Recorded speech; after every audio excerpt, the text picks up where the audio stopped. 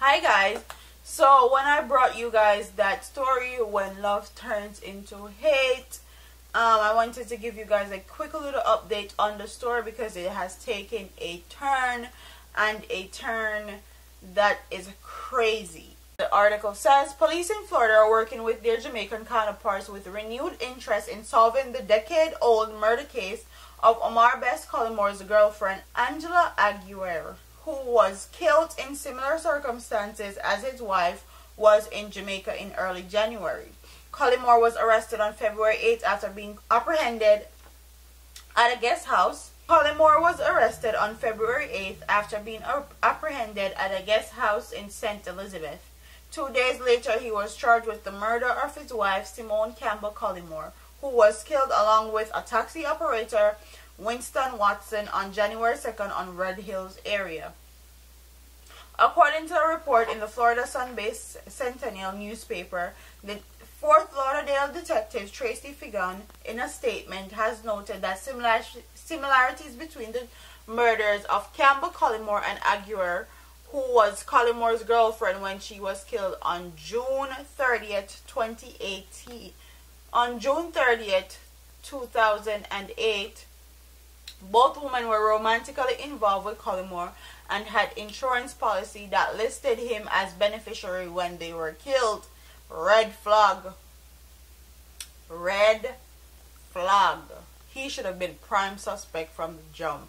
Okay, especially with the 2008 murder over here, prime suspect.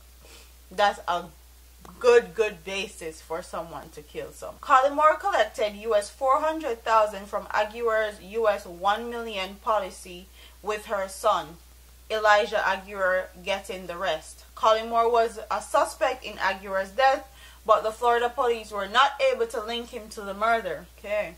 Aguirre was shot and killed about 3:30 a.m. while they both were on their way to meet friends at a bar.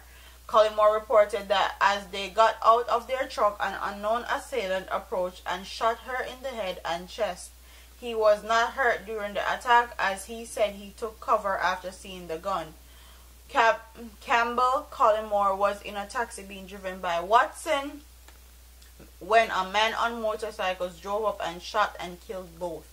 Collymore was himself subsequently attacked and shot along with another man while they were sitting in his vehicle at the premises, the house and office of Allied Insurance in Belmont Road in New Kingston on January 19th.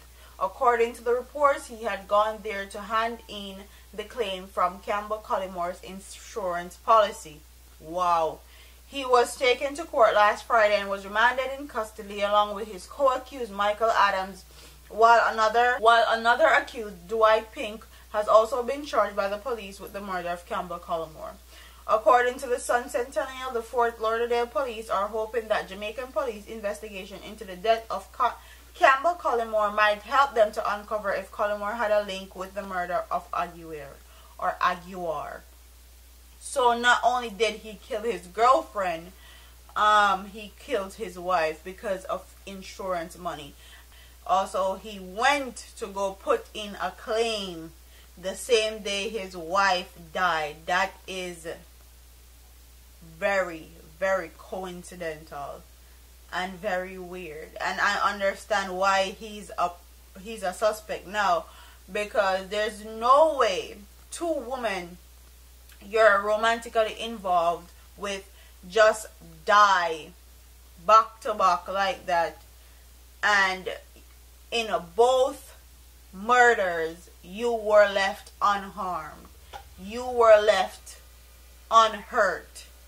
So quite honestly, I feel like he definitely had something to do with it, and props to the Jamaican police for actually catching him. And I hope that if he's guilty of this, because no one really knows, he may get away because he probably have some money stashed away and he can get a good lawyer.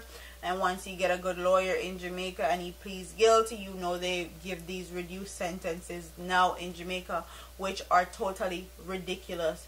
So if you plead guilty, you will get your 2 to 3 years, or if you plead guilty, you will get your 1 year. But if you don't plead guilty, you will get like 10, 25 years, or you see the point. So he may just get away, he may not.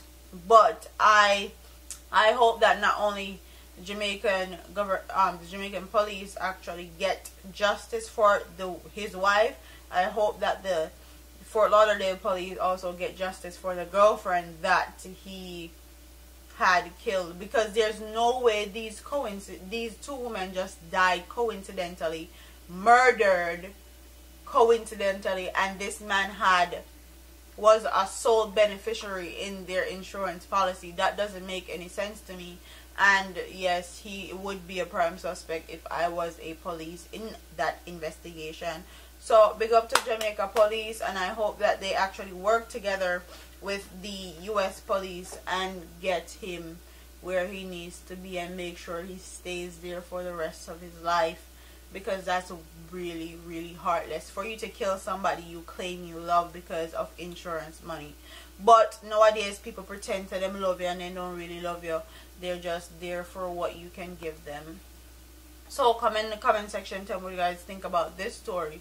Do you think he's going to plead guilty and get a reduced sentence, or do you think he's going to go to jail regardless if he go to jail in Jamaica or in the US? Like, comment, share, and subscribe to your girl here on YouTube. I'm proud of you, man.